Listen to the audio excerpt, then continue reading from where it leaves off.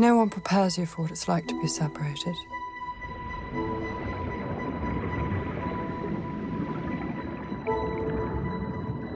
It's a strange sort of no man's land. Or no woman's land.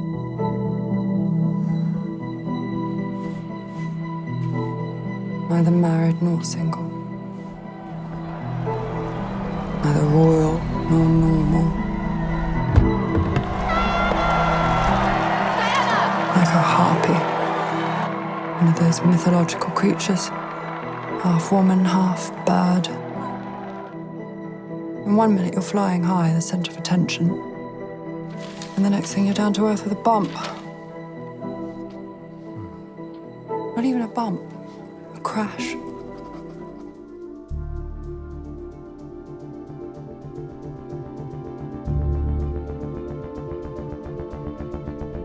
Welcome to The Crown, the official podcast. I'm Edith Bowman, and this is the podcast that follows the 5th season of the Netflix series The Crown, episode by episode, taking you behind the scenes, speaking with many of the talented people involved, and diving deep into the stories. It's time to focus on episode 7, titled No Woman's Land. Diana is left isolated and lonely after her separation from Charles and William leaving home to start school at Eton. Her paranoia continues to escalate, and a journalist with a plan is fanning the flames. But will she find her freedom in her relationship with Hasnat Khan, or by trusting Martin Bashir to expose her version of events to the world? We'll cover specific events and scenes that feature in this episode, so if you haven't watched episode 7 yet, I suggest you might go and do it now, or soon. Coming up on the podcast, I'll speak to director Erik Richterstrand about introducing the controversial Panorama story. The idea was to portray what happened, how it may have happened, and what effect it had on Diana and the entire country. We'll hear from the Crown's costume designers on Diana's style out of the spotlight. I think getting to do that was really exciting because you don't see that version of her that much, other than when she did it herself. Mm-hmm. And Head of Research Annie Salzberger will give us the real history of Diana's relationship with Dr. Hasnat Khan. It gets to the point where she's considering moving so they can have a life together, and he really thinks like the only place we can move where no one's going to bother us is Pakistan. And she even went to Pakistan, possibly without his knowledge, to meet his mum. But first, it's time to meet the phenomenal actor playing Princess Diana in this season, Elizabeth Debicki. In the first of 2 conversations with Elizabeth in this episode, I met up with her very fresh from filming on set at Elstree Studios, and this was her first interview about the role. We sat down on the very comfortable couches in her Kensington Palace apartment set. Elizabeth, thank you for... It's weird because we're in your drawing room. Yeah. It's weird for you. It is so weird for me and invasive. I'm sorry. No. I really do feel strange being here in these clothes and other people. I sort of feel like I have to protect my parrots. Look at those parrots over Parrots there. on the mantelpiece I'm are so phenomenal. fond of them. Do you have names for them? No, I don't. But I'm not one of those people that names everything. There's another parrot there and it's got a candelabra sticking out of it. Yeah. Thank you for chatting to us. And I've been lucky enough to see a couple of episodes of the new season of The Crown. Congratulations. Oh, now I'm nervous. Don't be. Don't be. Do you mind going back, though, and talking to me about what was the attraction to this project? My love of The Crown was very kind of organic because one of my dearly beloved friends, Vanessa Kirby, plays Princess Margaret in season 1 and 2. And so I remember way back when I was young that she kept talking about this show, The Crown. And I remember sitting down to watch the first episode. I remember just being so proud of her. And she was in this huge, lush thing and it looked amazing. It was so gorgeous to look at and it was so lavish and she was so good. And so I always had this really sort of strong emotional connection to it. I also thought it was a kind of revolutionary thing because we've obviously seen a lot of period dramas. Mm-hmm. I love that genre so much, but there was something new about what this did because it was so vivid and it had this kind of modernity to it, I guess. And so it really drew me in. And I also thought the performances were incredible. So how did the role present itself to you? So it's a kind of a funny story. Well, I don't know if it's funny. That I actually went into audition for, I never told anyone this, I went into audition for another role and I did that audition and thought it was terrible. I thought I'd blown it. But I think that was the beginning of my relationship to Diana, because I think whatever happened in that audition kind of sparked something in their minds. Did you speak to Vanessa about it then when it came back round? I think I called No when they said come in for this small part, and I was like, it's your show. I don't think I can do it. You know, Let's hang out. Yeah, I can finally see you if I get this part. You know, I remember she was probably like, go do it, you know, it'll be fine. And thank God I did, to be honest. Wow, lovely then that she appears in this season as well then. That's so nice. The only time we ever see each other is in the film world. Well, from that experience, I guess, from the fact that you know the show, but what was your experience of coming to be a main character on this? I always trusted that it was going to be like a family, and that by the time I came to do this season, that it was such a incredibly well-oiled machine to step onto with people who really know what they're doing. Yeah. When you come to make something, your first experience of what the show is actually usually comes from your hair and makeup designer and your costume designer. Yeah. Because they're the first artists that you're sort of going to bump up against and have the big conversations with. The first time sometimes that you let yourself investigate something fully might be in the makeup chair. Mm-hmm. And I was really fortunate, super fortunate that I had such sensitive and incredibly talented artists. Kate Hall, who is the hair and makeup designer, my makeup artist, Debbie, and Sid and Amy, who are this phenomenal team, costume designing, and Jess Hobbs, who was directing 1 and 2. And so I was very held. Thank What a goodness. team. Yeah, what a ferocious team. Yeah. One of the other amazing collaborators is finding voice and movement as well with things. How important was that side?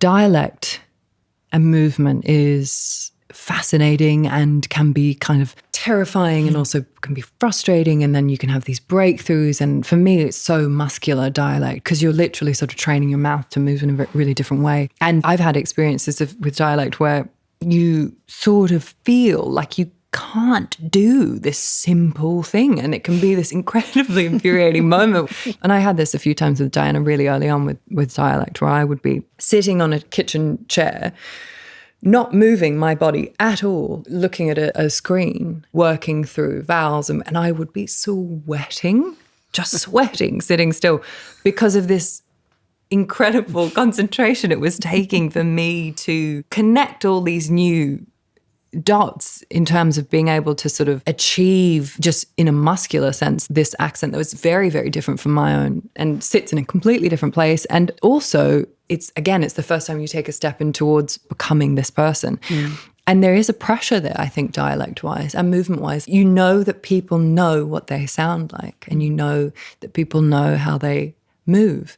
And it's a really important puzzle piece to sort of get inside of. Hello, darling. Hi, Mum. How are you? Yeah, okay. You settling in all right? You're getting help with your collar. The studs are impossible to do up. I don't want you choking yourself. It's fine. I've gotten used to it. What are the other boys like? Have you made any friends? 1 or 2. Something you've got to say? Talk to me a bit. You miss me? Yeah. I miss you terribly. My wise, monosyllabic owl. With Diana, there's so much expectation. We know the world loved her. Going into this, do you try and leave all that kind of aside? Because you're an actor, you're playing a character, but she's still there. She's still obviously, part of what you are playing was a real person. The answer in a way is quite simple, which is what I discovered, which was kind of also a relief to discover, which was that we're doing Peter's version. And I remember in the beginning, before I had a script, feeling that sense of awareness being enormous, the scope of how much should I know, how much should you research, how much should you look at? And then came the script into my lap, and I felt like I landed somewhere on a map, I suppose. And you think, this is the blueprint. These are the boxes I now unpack. They're the ones that he's sort of put here for me to look through. And so that's the guide, really. How would you describe her journey in this season? Gosh, that's a big question. There is something undeniably triumphant. In a way, it's a small and quiet and very human triumph. But it's one of survival, and not just survival, but of a real evolution and into becoming the person that you need to be for yourself.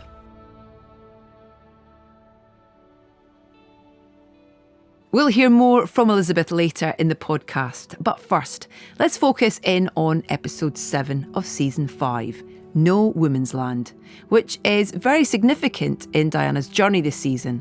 I spoke with director Erik Richter Strand. It's an episode that very much centres on Diana and how she, in the fall of 1995, met Martin Bashir and was ensnared into agreeing to doing an interview which would later come back to haunt her and become quite infamous. At the same time, the episode also deals with how she meets another man, Hasnat Khan, a potential love interest and someone she grew very fond of. So it's both these two storylines come from her sense of loneliness, hence the title, The No Woman's Land, her finding herself in this middle role where she's neither royal nor normal or personal or private, and trying to just cope with that and being in that part of her life a very easy prey for someone who comes in and tries to manipulate her. Was it hard to remove your own opinions about particularly how that interview came about? You know, since it happened, obviously there's been, in the last couple of years, there's been investigations done on what went on at that time. But is it hard to kind of remove your own personal opinion about things like that when you're working out how to portray that within the show?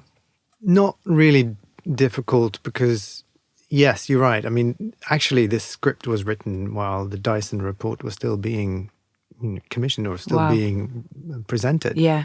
And it hadn't yet been presented, I think, when the first versions of the script came out. So the script was following a line of reasoning that turned out to be validated in a way by the Dyson report when it came out, and we learned that we could probably go even further with it. But the idea was to portray what happened, how it may have happened, and what effect it had on Diana and the entire country.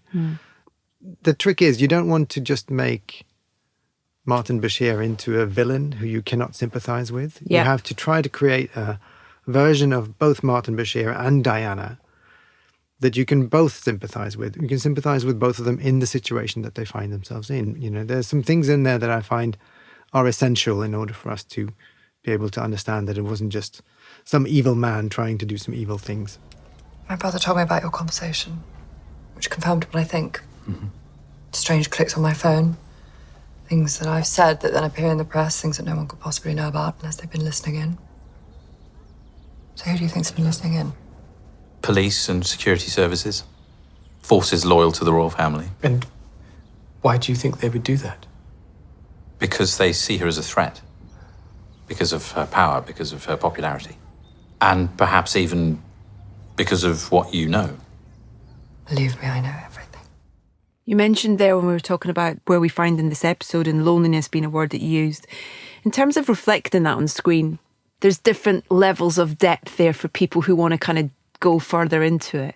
Is that something that you enjoy doing, of kind of, yes, there's everything here on the surface that tells you what's going on and it's entertainment, but if you kind of look further and deeper into it, there are other things there for you to find? Absolutely. I'm glad you see it that way. And that's intentional for sure. There are scenes in there that aren't necessarily telling you what to think or interpret, where there's just, you're just watching someone being in a room or sitting on the side of a swimming pool or putting on makeup, or just where you can project your own emotions or your own interpretations onto what you're watching. And if I have an extra 10 minutes to film something, I'll always try to find a place to put the actor where I've got good light and I've got a good situation, and just try to film a situation where they are simply being themselves in a room. Yeah. Because that comes in so extremely handy in situations where you need that moment of reflection, and where you need that moment of contrasting something that you just cut from. Mm-hmm. I'm really glad we did the swimming pool sequences where we're underwater with Diana, when there's voiceover right at the beginning of the episode when she talks about being in this no woman's land. And also the ensuing scene where she's in this slightly abstract dressing room with lots of mirrors, going back 100 mirrors, and then she's putting on makeup and thinking. Some of those scenes I'm very happy with because I feel like they say 1,000 words without saying any. Can we talk about Humayun Saeed, who plays Dr. Hasnat Khan? A beautiful actor and a beautiful performance, and this just kind of tender reaction to this woman who's interested in him, really. Yeah, she doesn't hide it. No, she comes right out and sort of says it. Yeah, totally. I didn't know Humayun Saeed until I started doing the casting for this episode, and I understood early on that he was a major star in Pakistan. He's also a producer. He owns his own production company. He's a major player, and he's very famous. So I was very excited when I auditioned him, and I saw exactly what you described, that vulnerability, that ability to just completely be blank in one moment and then react with a very sort of finely tuned human vulnerability that comes across very beautifully as Hasnat Khan, because I think that is what Diana saw in Hasnat Khan, a real person, someone who didn't approach her as Her Royal Highness, but someone who was simply just a man that she could talk to and who eventually fell in love with her for who she was. There's a lovely scene where she first sees him, and it's just Elizabeth's perception and tone. You gave her so much time to play it and react to it. And sometimes it's the hand over the mouth at times and leans into things, or an eye movement, or the head dip. I wondered if there was a conversation about that as well. You know, nothing's rushed with her. And that really gives you a sense of kind of Diana's movements and her confidence, I think, in a way at times. Yeah, Elizabeth's sense of timing as an actor is really strong. This scene that you mentioned when they're at the hospital, a lot of her job is to listen, because Hasnat Khan comes in and he has this very slightly technical monologue really about the operation that just had to go through. So she's just watching him. So I really enjoy that camera move where you start with the two of them, Diana and her friend Una. And as we realize that she's looking at him, we gently push in and remove Una from the frame, and we end up in a close-up on just Diana, who's looking, sort of batting her eyelids as this handsome doctor. And I love that because it tells you everything you need to know. And then when he's delivered this quite tragic news, at the end of which he says goodbye, and she smiles at him in a way that's like she's obviously quite smitten with him. And I love the way she played that. And yeah, it's just about giving her time. But if you look at that scene, there are hardly any cuts in it. On her performance, we stay very much focused on what she delivered on the day. Quite dishy, wasn't it? Who? Dr. Khan. His name was on his shoes. I didn't see his shoes. You're looking at his eyes. No. His eyes were gorgeous. Warm. Kind. His hands were nice too. The only thing that interests me about that man's hands is that they don't shake when holding a knife.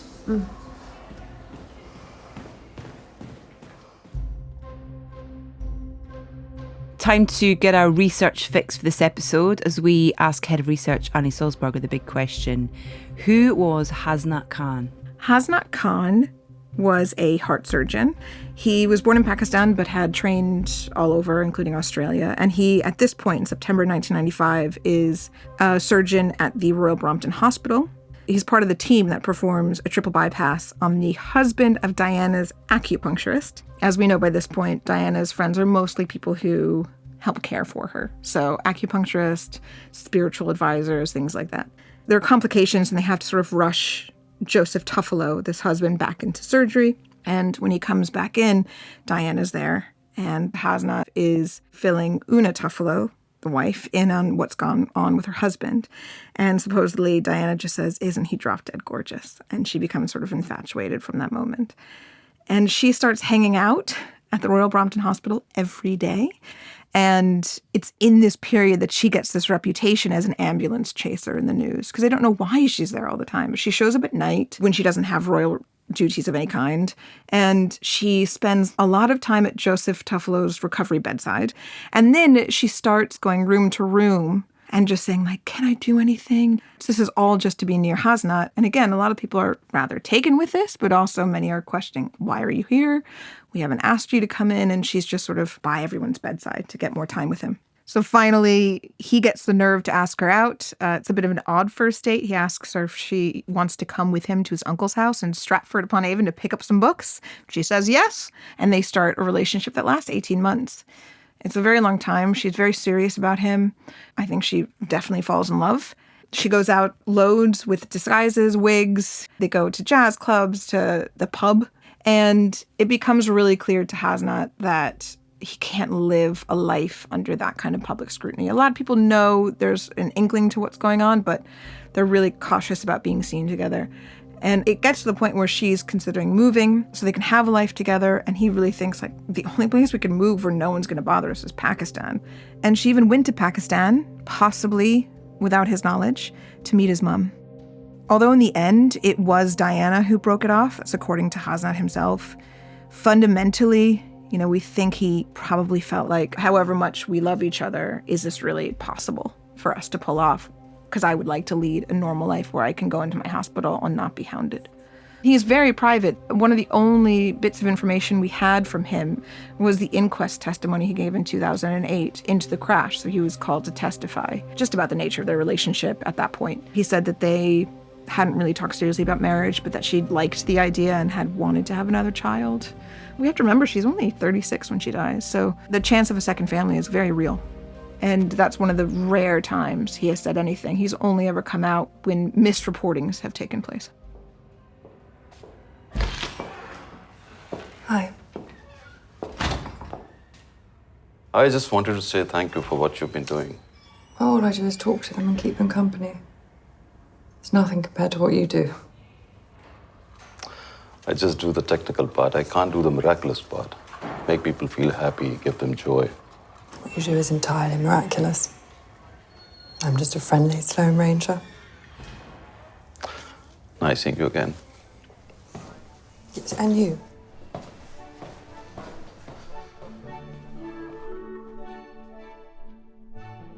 If you've listened to the show before, you'll know that I'm obsessed with the costumes of The Crown. So I was delighted to sit down with costume designer Amy Roberts and associate designer and head buyer Sidonie Roberts to dive into the royal wardrobe for season 5.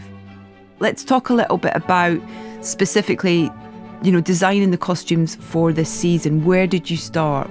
We talked quite a lot about colour palettes and that defining the period for the last season. So what was the kind of starting point for this season? I think it's probably the same impetus is there, isn't it, Sid? Yeah. Obviously reading the brilliant scripts and then looking at what they actually wore. We get these mood boards up in our studio. And then we know what they're looking like and their shapes. It's always a little bit difficult, I think, when you've got a new group of actors. Right, because that was the difference this year. Makes a big difference. Yeah, absolutely right. Kind of tonally, where they're coming from. I think there's a melancholy about this season. So I suppose then that automatically leads you into a palette of slightly more subtle colours. Yeah, I think looking at the characters individually and then how they come together as a whole, but it's the individual kind of character and human that we do their journey separately. Where are these kind of pointers where everybody knows what they wear then? They, in a way, helped the palette because they were more subdued. So actually this year, doing that, kind of mapping that journey and going, where should we do a more similar interpretation of something that they wore, that kind of helps dictate that even further, I would say. Yeah. And we always get together. I was thinking about this morning. We get together for big sessions. We're doing it now, aren't we, for our final season. Yeah. Working on what we call the Bibles, and we look at each character's scenes. And for us, the exciting thing is when you've got a group of them together. Yeah. And where can we accentuate that? And we have a lot of fun with the two sisters. We found that really exciting, didn't we, with Imelda and Leslie, Margaret and Elizabeth. We had this extraordinary thing that happened last season where Sid designed a range of prints. So we used those prints. So there's a scene with the two sisters and they're actually in the same prints but in slightly different colourways. Oh, wow. So me and Rachel Taylor, who actually works in the workroom, we had lockdown. So we thought, what can we do? So we designed a collection of fabrics. Amazing. And then kind of originally for us. And then I said, no, me, us, the crown. Hey, we went, what about the crown, please? Yes, so we did, and one of them, this one in particular that Amy's talking about is Quince's. And autumnal. Yeah, absolutely. And so Queen wears one and it's on like a cotton jacquard. And then Margaret's one is on silk and it's a pussy bow and it's that what we know of Margaret, and it's olive greens and it's richer and then Queen wears a slightly more demure version of that print in different colours that go with her palette. I think we sort of suggested it'd be nice if they have a chair as well, but I think we always want to get that in there. Cushions. Chairs. Season 3, we had this incredible upholstery fabric that we ended up making Margaret a dress in, and you can use it on both sides, and one was blue with brown on the flowers and the other way was brown with blue flowers. Oh, that was and the Helena Bonham Carter Yeah, and we thought, season, couldn't she have like a little poof that she puts her legs up on in the other way of the fabric? The amount of freedom on this programme and creative freedom is quite phenomenal. We're really, I must remember that on a bad day when I'm shouting get you a at badge Michael made. Casey. I wanted to pick your brains about your neighbour. Which one? At Kensington Palace, one has so many. The troublesome one. That doesn't narrow it down. The illustrious one? The ever so slightly unstable one? Ah, that neighbour. You know what I think with Diana, and what I always think was the biggest, because basically Sid did Diana, I had very little to do with Diana, was the story Peter's telling is not a public Diana, is it? Yeah. What have you got? Maybe 3... Oh, okay, the hospital bits, but very, very few public views of Diana. Yeah. So it's all her in her Kensington Palace apartment lurking about. It's all cloak and dagger, this one, isn't it? You know, she's paranoid, and it was like over to you, Sid, where you had to find, what is she going to be lurking about in her flat? And you're quite young as well, Sid, in terms of, that's really interesting that you did Diana. You've got less of a conscious kind of memory of which her. I think makes it really healthy. But I do wonder, I don't was going to you? say, I do wonder if that's healthier. I think me not knowing it in a kind of conscious memory, I was alive when she died, but I wasn't alive to know kind of what she was wearing and stuff. I think that probably is an advantage. Yeah, because it means that I can just look at reference images and think about her slightly differently, I think. Yeah. And also, as Amy was saying, it's like, what is her equivalent of a tracksuit? What's her equivalent of something that me and you would probably lounge about at home in? What is that for her? So I think getting to do that was really exciting because you don't see that version of her that much, other than when she did it herself. Were there pieces that were, or things that were almost a constant for Elizabeth and for your version of Diana that... I think privately, yes. There were her security blankets, which for her became her Harvard jumpers and her Virgin Atlantic. So we chose to actually have them in private spaces as well, though we know them very publicly. Yeah. When we were speaking earlier about what's her version of a tracksuit, and it's those, and the sleeveless cashmere polo necks. Yeah.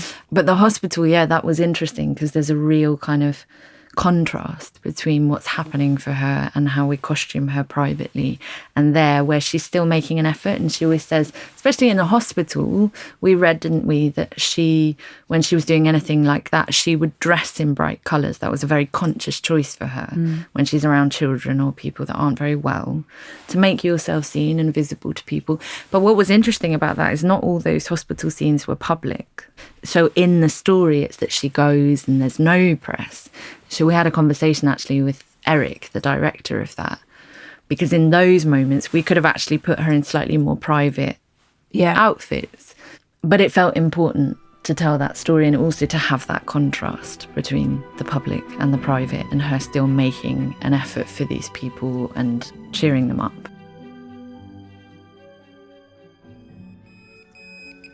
For one thing, I get very little time off. Not even for the cinema on a Friday night? Cinema?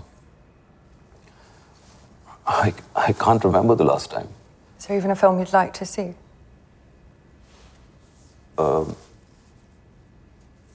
Apollo 13? Then let's go. You can't go to the cinema. You're the most recognizable woman in the world. It would cause a public disorder incident. Trust me, I've done it before. It's great in episode 7 because there's real contrast to Diana's image. You know, we have that public face inside, we have those moments, but we also have private, and then we have Diana in disguise. Right, the cloaks and daggers. Yeah. Was that fun to play with Elizabeth in terms of what would the character choose to have as her disguise? How we work is I'll say, this is how I see this story. This is like, and I always say to you, oh, it's like a detective novel, this bit. Yeah.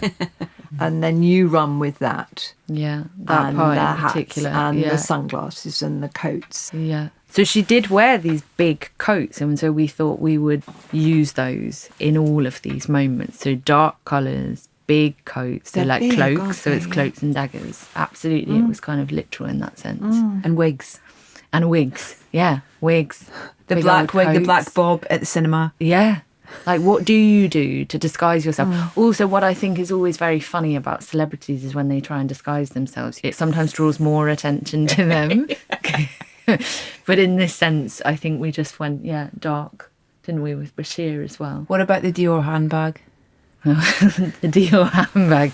The Dior handbag is the Dior handbag. But it's like, it's just Thank you, Dior. It's like a sword. It's like a shield. Yeah, but it's a shield. but that's it. Again, it's a coat, isn't it? Like it's an outerwear that you can put on. Yeah. The decision to keep her in that red puffer jacket when she goes and sees her brother. Yeah. Which feels completely balmy to have that in that apartment, and then she's got that red coat on. But again, that's her shield. Well, it says so much because it's kind of like, I'm not staying. Yeah, exactly. Well, you know. And the hat. At this point, she's so wildly hounded by paparazzi. So it's anything that she can do, shades. I don't think it's even any more about disguising yourself so you don't know it's her, which in the cinema it was because she went one step further and had a wig on. But I think in terms of Paps, it's just anything that means they're not going to see her vulnerably at this point, right? Hiding. Rather than going, oh, it's not Diana, look at me, it's not Diana. It's just going, you get to see less of me. This is all I'm going to give you. I'm putting shades on so you don't know what my eyes are saying, putting a hat on. So I think it's, for her, less about making herself look less like Diana, but more about, okay, you're going to hound me anyway, so I'm only going to give you this much. I think that the obvious conversations for people are around the females in the show, you know, because it's such an obvious visual thing. But with the male costumes and clothes, they're more subtle, but they are still driving the narrative and telling us things about those characters. I mean, Prince Philip. I just wanted him to look as he did, which was always spot on, to the point where you don't notice it. You know, that the slightly longer line of the jacket. You know, those men that are completely at ease with themselves, they just put it on and go. Don't think about it. Yeah. I think that I always felt that. I mean, Philip was like sensational, I think. Well, I think that's lovely what you just said. Spot on so you don't notice it, because that's exactly what it feels. You know, we're all talking about our designs and the costumes and the fabrics. There are also major pluses when we're dealing with a working class character. And that we both believe is as paramount to get that right as it is to get the Queen right, isn't it? Or Diana. And the thrill of getting that right. Because obviously we've done it for a long time now. And it's exciting with what you were saying also about Diana, when something is slightly unexpected or something comes into the crown, that it's exciting to do because it looks at kind of the society at the time and politics and all of that. And when that's brought in, it's these little vignettes of something just unexpected coming in. And it pushes you in a different way. Yeah. You know, it's not all glam and handbags. Yeah. And in a way, again, that's with Diana. You can't take your eye off the ball, can you? And with Diana, I think what's so exciting about this season is it's less of those frocks or those suits, the Chanel suits, the Givenchy suits. It's that loungewear. Yeah. And I think that's why it's come back in fashion, because it is just really cool. Somebody else asked me, why do we think she's such a fashion icon? Why has that led through? And I think it's because something that happened where she got her own personal identity is she kind of oscillates between worlds. She's both elegant, she's sexy, she's cool.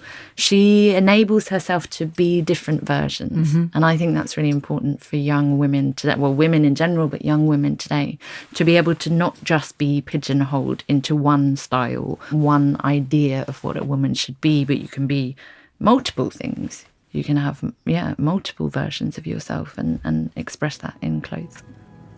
I'm worried you think I'm this huge thing. This great big glamorous celestial thing to be scared of. You are? No, I'm not. I'm no one anymore. Really, I'm no one. I have nothing. No real friends. No purpose. No role. No family.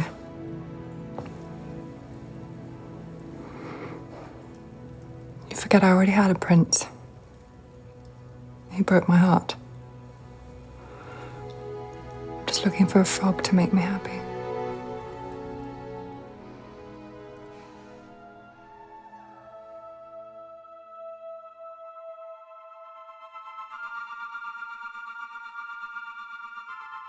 You've already heard a conversation I had with Elizabeth Debicki about taking on the role of Diana in this season, and I was thrilled to catch up with Elizabeth once again after everything was finished.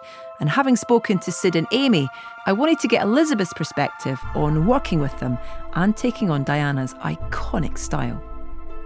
From the second that we started working together, I knew we were really aiming for the same thing, which was the thing that we loved so much about Diana.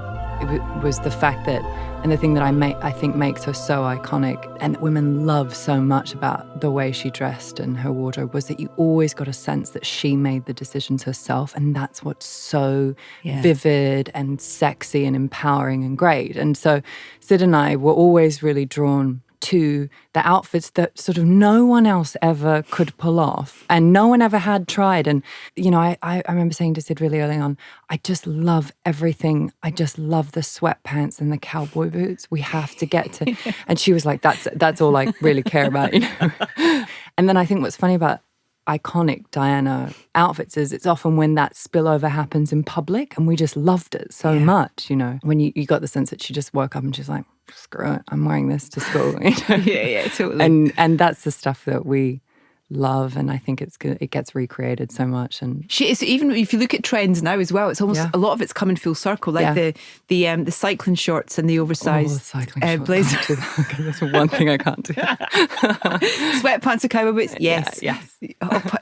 Cycling shorts now. Okay, shame. I will. We had a pair of salmon cycling shorts that used to just stare at me on the rack every time I went into the fitting, and Sid would just hold them up like, one day you're gonna have. And because I was not fulfilling any kind of regular training schedule due to my total exhaustion and lack of time, I used to just look at them and think, oh my God, one day I'm going to have to put those on.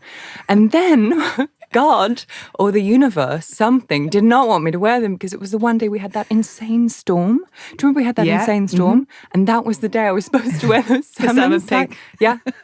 And then they were like, listen, we got this big email like sent out to everyone like, we can't do today, but everybody stay inside. And all I was thinking about was those salmon cycling shots. I thought, oh my God, thank God. I was saved. Apart from the sweats and cowboy boots, yeah, favourite outfit? Well, sweats and cowboy boots, but also revenge dress. Yes. Revenge dress. And the jewellery. Was a whole thing for me. Yeah. Well, it was sort of very kind of surreal because we were also there, you know. That really kind of affected me quite deeply in the aftermath, even just to see that dress on a hanger, because there's so much attached to it. It's become this real symbol of, you know, I think for women that's a really important dress. Actually, when I got the role, I remember so many people saying, congratulations, revenge dress, exclamation, you know. I was like, really? My God, you know, I didn't know you knew that much about Princess Diana. But yeah, it's sort of iconic for people. I guess because it symbolized, what we like to think it symbolized was, I guess, a sort of phoenix rising out of scrappy, painful ashes, you know. By the time we get to episode 7, No Woman's Land, she's been on a huge journey, even, you know, in this season up to that point. Where would you say we find Diana in this episode?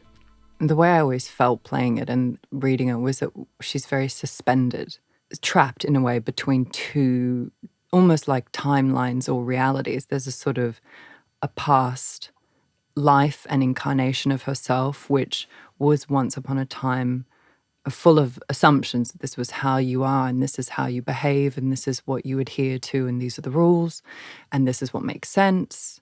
This is what we're collectively aiming for. And then that is in the process of being dismantled and sort of shattered. And then I always felt that when you are in those places in your life, there has to be a degree of hope that you're moving towards something that feels more authentically yourself or that has more joy in it or has a kind of freedom in it. But she's not there yet. It's that sort of thing where we get a slight sort of a whisper of kind of what her life could have been in a way, you know, in terms of she's, I know, in a way seeking that perfect life that she wanted, that she saw in her eyes of family and her kids. And I don't know, there's always a sort of sadness there in a way as well. And she starts to, you know, just paranoia starts to kind of bubble around finding those people in her life that she can trust, finding those people that she can confide in. And it's really reiterated within the show, I think, of how isolated she was, how lonely she was in terms of there were very few of those people around. And finding that as a performance must have been hard and exhausting, I imagine, as well.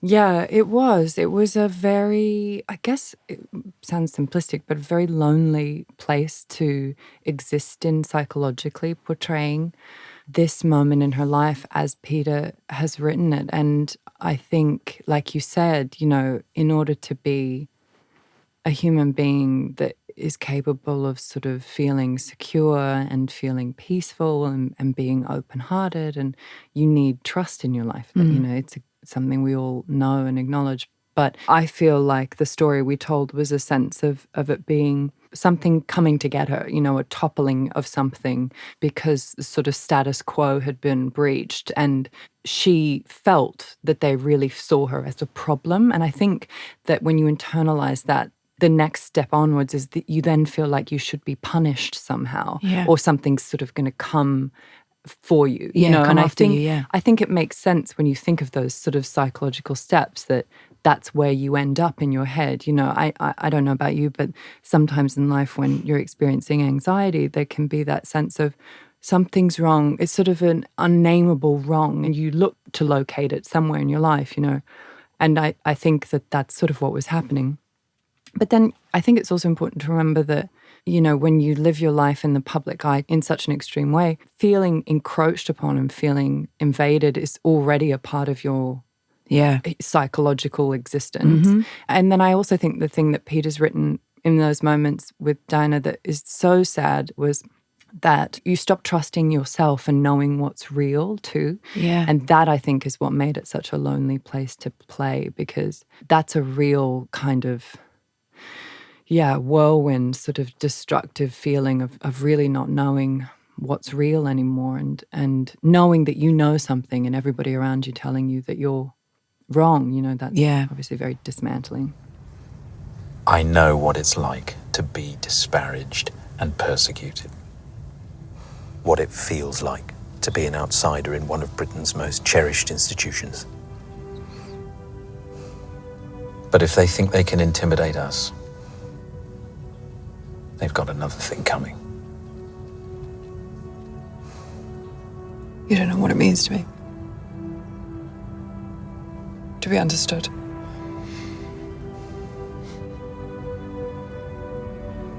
I finally have someone on my side.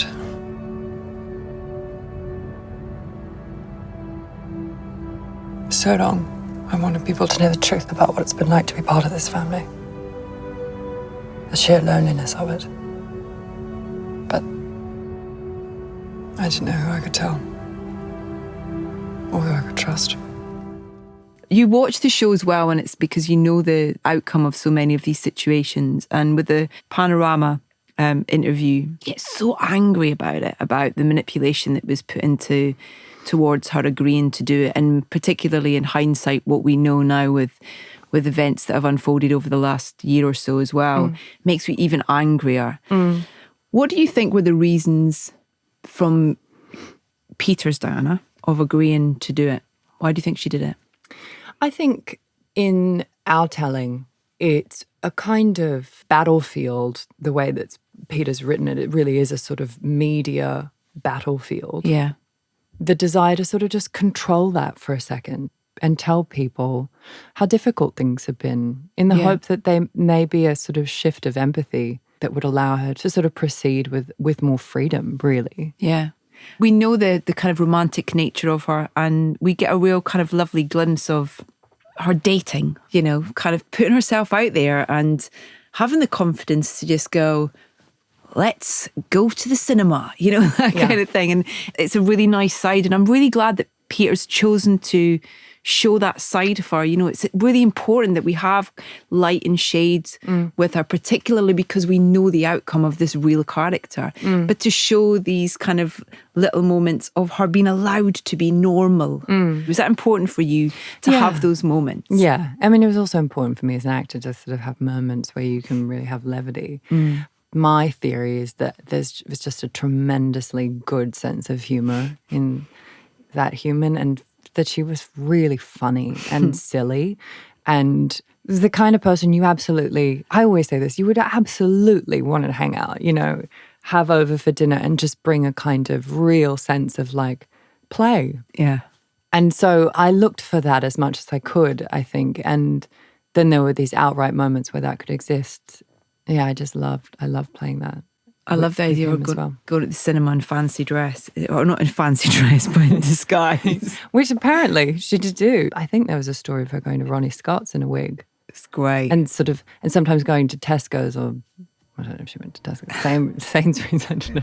Waitrose in a wig. Waitrose girl, yeah. M&S in a wig. Lidl's.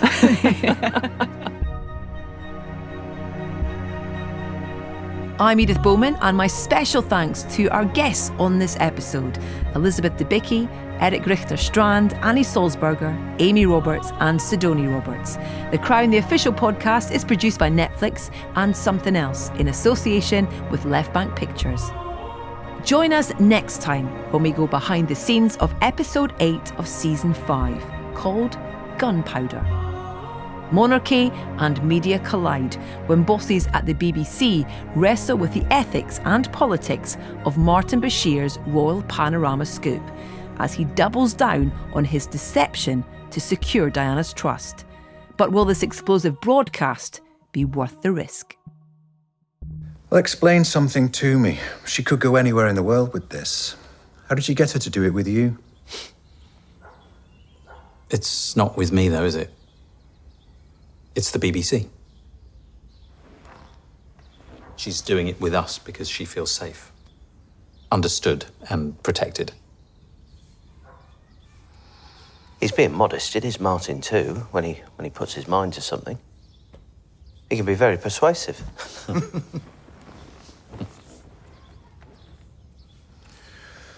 All right, give me a day or two. I need to think about it. About what? About the ethics of giving a national platform to someone with such a personal agenda. Subscribe now wherever you get your podcasts.